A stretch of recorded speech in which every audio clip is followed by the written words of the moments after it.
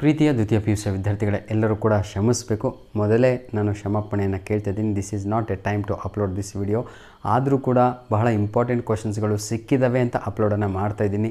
Just ಒಮ್ಮೆ glance ಮಾಡಿಕೊಂಡು ಬೆಳಗ್ಗೆ ಹೋಗ್ತಾ ಆಯಿತಾ, ಒಮ್ಮೆ ನೋಡ್ಕೊಂಡು ಹೋಗಿ. ಯಾಕೆಂದರೆ ನೀವು ಆಲ್ರೆಡಿ ರೆಡಿ ಇದ್ದರೆ ಎಲ್ಲದೂ ಕೂಡ ಈ ಒಂದು ವಿಡಿಯೋದಲ್ಲಿ ನಿಮಗೆಲ್ಲರಿಗೂ ಕೂಡ ನಾಳೆ ನಿಮ್ಮ ಪ್ರಶ್ನೆ ಪತ್ರಿಕೆಯಲ್ಲಿ ಬರುವಂತಹ ಕ್ವಶನ್ ಪೇಪರ್ನಲ್ಲೇ ಬರುವಂತಹ 12 ಮಾರ್ಕ್ಸ್ ಇಂಪಾರ್ಟೆಂಟ್ ಕ್ವಶನ್ಸ್ಗಳನ್ನು ಕೊಡ್ತಾ ಇದ್ದೇನೆ.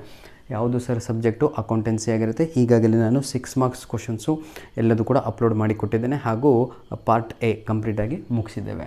ನೋಡಿ, 12 ಮಾರ್ಕ್ಸ್ ಇಂಪಾರ್ಟೆಂಟ್ ಕ್ವಶನ್ಸು ಕೆಲವೊಂದು ಕಡೆ ಫಿಕ್ಸ್ ಅಂತಲೂ ಹಾಕಿದ್ದೀನಿ, ಕೆಲವೊಂದು ಕಡೆ ಇಂಪಾರ್ಟೆಂಟ್ ಆ್ಯಂಡ್ ವೆರಿ ಈಸಿ ಅಂತಲೂ ಕೂಡ ಹಾಕಿದ್ದೇನೆ.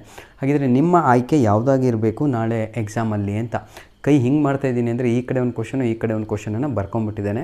ನೋಡಿ, ಈಗ ನೀವು ತಾವುಗಳು ನೋಡ್ಬೋದು, ನಾಳೆ ನಿಮ್ಮ ಕ್ವಶನ್ ಪೇಪರಲ್ಲಿ 99.99 ಫಿಕ್ಸ್ ಒಂದು ಕ್ವಶನ್ ಬರುತ್ತೆ. ಅದು ಯಾವುದು ಅಂದರೆ ಅಡ್ಮಿಷನ್ ಆಫ್ ಪಾರ್ಟ್ನರ್ ಅಂತ 12 ಮಾರ್ಕ್ಸಿಗೆ ಒಂದು ಪ್ರಶ್ನೆ ಇರುತ್ತೆ. Clear? You need to attend only 3 questions. 12 3s 36.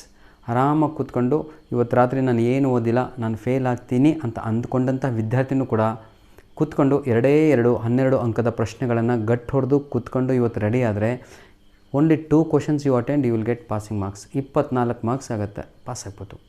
ಈ ವಿಡಿಯೋ ಮಾಡ್ತಾ ಇರೋದು ಬರೀ ಪಾಸ್ ಆಗಲಿಕ್ಕೆಲ್ಲ, ಪ್ರತಿಯೊಬ್ಬರು ಕೂಡ ನಾಳೆ ಎಕ್ಸಾಮ್ ಹಾಲಿಂದ ಹೇಗೆ ಬರ್ತೀರಾ ಅಂದರೆ ಖುಷಿಯಾಗಿ ಬರ್ತೀರಾ. ಓದಿದ್ದೆಲ್ಲ ಬಂದಿತ್ತು, ಹೇಳಿದ್ದೆಲ್ಲ ಬಂದಿತ್ತಲ್ವಾ ಅಂತ. ನೋಡಿ, this is 99.99%. This question is fix. ನಾನು ಹೇಳ್ತಾ ಇಲ್ಲ, ನಿಮ್ಮ ಬ್ಲೂ ಪ್ರಿಂಟ್ ಹೇಳ್ತಾ ಇದೆ. ಅಡ್ಮಿಷನ್ ಆಫ್ ಪಾರ್ಟ್ನರ್ ಅನ್ನುವಂಥದ್ದು ಫಿಕ್ಸ್ ಕ್ವಶನು. ಲಾಸ್ಟ್ ಕ್ವಶನ್ ಇದೇ ಆಗಿರುತ್ತೆ ನಿಮ್ಮ ಕ್ವಶನ್ ಪೇಪರಲ್ಲಿ. ಇದಕ್ಕೆ ಒಬ್ಬ ಟಾಂಗ್ ಕೊಡ್ತಾನೆ ಅಂತೀವಲ್ವ, ಅಂದರೆ ಆಪ್ಷನ್ ಆಗಿ ಇರುವಂಥದ್ದು ಅದು ರಿಟೈರ್ಮೆಂಟ್ ಆಫ್ ಪಾರ್ಟ್ನರ್ ಅಂತ. ಇದು ಇಲ್ಲಿವರೆಗೂ ಕೇಳ್ತಾ ಇಲ್ಲ, ಅಷ್ಟು ಇಂಪಾರ್ಟೆಂಟ್ ಅಲ್ಲ. ಆದರೂ ಕೂಡ ಸ್ವಲ್ಪ ನೋಡ್ಕೊಂಡಾದರೂ ಹೋಗಬೇಕು. ಯಾವತ್ತೂ ಕೂಡ ಬ್ಯಾಕಪ್ ಇರಬೇಕು. ಕ್ಲಿಯರ್? ನೋಡಿ, ಇದರಲ್ಲಿ ಸ್ವಲ್ಪ ಕನ್ಫ್ಯೂಷನ್ ಆಗ್ಬೋದು, ಆದರೆ ಇದಿದೆಯಲ್ವಾ, ನೋಡಿ, ಡಿಸಲ್ಯೂಷನ್ ಆಫ್ ಪಾರ್ಟ್ನರ್ಶಿಪ್ ಫರ್ಮ್ ಇದೆಯಲ್ವಾ, ಇದಕ್ಕೆ ಕಂಪ್ಯಾರಿಸನ್ ಮಾಡಿದರೆ ಇದು ಬಹಳ ಈಸಿ ಆಗುತ್ತೆ. ನಾನೇನು ಈಸಿ ಅಂತ ನಿಮಗೆ ಹೇಳ್ಬೋದು, ಆದರೆ ಕೆಲವೊಬ್ಬರು ಇದನ್ನು ಗಟ್ಟು ಹೊಡೆದು ರೆಡಿಯಾಗಿರ್ತಾರೆ, ನಿಮ್ಮ ಕಾಲೇಜಲ್ಲಿ ರೆಡಿ ಮಾಡಿರ್ತಾರೆ. ಹಾಗಿದ್ದರೆ ನಿಮ್ಮ ಆಯ್ಕೆ ನಿಮ್ಮ ಕೈಯಲ್ಲಿ ಅಂತ. ಹಾಗೆ ಯಾಕಂದರೆ ಚಾಯ್ಸ್ ನಿಮ್ಮದಾಗಿರುತ್ತೆ. ಎಕ್ಸಾಮಲ್ಲಿ ನೀವು ಸೆಲೆಕ್ಟ್ ಮಾಡಿದಂಥ ಕ್ವಶನ್ ಹೇಗಿರಬೇಕು ಅಂದರೆ ಪರ್ಫೆಕ್ಟಾಗಿ ಆನ್ಸರ್ ಬರೋಂಗಿರಬೇಕು. ಸುಮ್ಮನೆ ಹೋಗಿ ಕೈ ಹಾಕಿಬಿಟ್ಟು ಕ್ವಶನಿಗೆ ಲಾಸ್ಟಿಗೆ ಬರ್ತಾಯಿಲ್ಲ ಅಂತ ಕೈ ಸುಟ್ಕೊಂಡಂಗೆ ಕ್ಲೀನಾಗಿ ಸ್ಟ್ರೈಕ್ಔಟ್ ಮಾಡಿ ಮತ್ತೆ ಪೇಪರಲ್ಲಿ ಮತ್ತೆ ಬರೀಲಿಕ್ಕೆ ಪ್ರಾರಂಭ ಮಾಡಿದರೆ ಯು ನೀಡ್ ಟೈಮ್. ಹೌದಲ್ವಾ? ಟೈಮ್ ರಿವರ್ ನೆವರ್ ಸ್ಟಾಪ್ಸ್ ಅಂತ ಪದೇ ನಾನು ನಿಮ್ಗೆ ಯಾಕೆ ಹೇಳ್ತೀನಿ ಅಂದರೆ, ಗಡಿಯಾರ ಹಾಗಾಗಿ ಹಾಕಿರ್ತಾರೆ, ವಾರ್ನಿಂಗ್ ಬೆಲ್ ಹಾಗಾಗಿಯೇ ಕೊಡ್ತಾ ಇರ್ತಾರೆ. Dissolution of partnership firm very easy compare to admission of partner. ಅದು ನಿಮಗೆ ಬಿಟ್ಟಿದ್ದು, ಯಾಕೆಂದರೆ ಕೆಲವೊಂದು ಕಠಿಣವಾಗಿರೋದು ಈಸಿಯಾಗಿ ಒಳ್ಳೆ ಮೂಡಲ್ಲಿದ್ದಾಗ ಅರ್ಥ ಆಗಿರ್ತವೆ. ನೆಕ್ಸ್ಟು ಕಂಪ್ಯಾರಿಟಿವ್ ಬ್ಯಾಲೆನ್ಸ್ ಶೀಟ್ ಅಂತ ಒಂದಿದೆ, ಕಾಮನ್ ಸೈಜ್ ಬ್ಯಾಲೆನ್ಸ್ ಶೀಟ್ ಅಂತ ಒಂದಿದೆ. ಎರಡರಲ್ಲಿ ಒಂದು ಕ್ವಶನು ನಾಳೆ ಎಕ್ಸಾಮಲ್ಲಿ ಫಿಕ್ಸ್ ಆಗಿರುತ್ತೆ. ಕೂತ್ಕೊಂಡು ಈಗ ವರ್ಕ್ ಮಾಡಿ.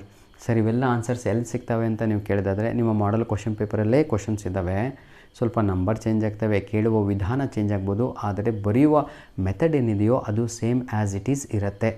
ಈಗ ನೋಡಿ, ಈಗ ನಾನು ಡಾಕ್ಟ್ರು, ನಿಮಗೆ ಶೀತ ಬಂದಿದೆ, ಅವ್ರಿಗೆ ಯಾರಿಗೋ ಜ್ವರ ಬಂದಿದೆ, ಅವರಿಗೆ ಯಾರಿಗೋ ಅಲರ್ಜಿ ಆಗಿದೆ, ಎಲ್ಲರಿಗೂ ಇಂಜೆಕ್ಷನ್ ಕೊಡಬೇಕಲ್ವ. ಇಂಜೆಕ್ಷನ್ ಕೊಡುವ ವಿಧಾನ ಸೇಮ್, ಹಾಗೆ ಪ್ರಾಬ್ಲಮ್ ಮಾಡುವ ವಿಧಾನ ಸೇಮ್. ವ್ಯಕ್ತಿಗಳು ಡಿಫ್ರೆಂಟ್, ಹಾಗೆ ಕ್ವಶನ್ನು ಡಿಫ್ರೆಂಟ್ ಆಗಿರುತ್ತೆ, ಕಾಯಿಲೆ ಡಿಫ್ರೆಂಟ್ ಆಗಿರುತ್ತೆ ಅಷ್ಟೇ, ಹೆಸರುಗಳು ಡಿಫ್ರೆಂಟು ಅಷ್ಟೇ.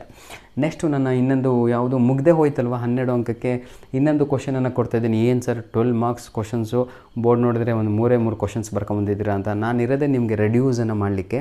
ನಾನು ಅಷ್ಟು ಕೊಟ್ಬಿಟ್ಟು ಈಗ ಕೊಟ್ಟು ಬೆಳಗ್ಗೆ ಬರಿ ಅಂದರೆ ಇಟ್ ಈಸ್ ನಾಟ್ ಪಾಸಿಬಲ್. ನಿಮಗಲ್ಲ, ನನಗೂ ಕೂಡ ಆಗಲ್ಲ.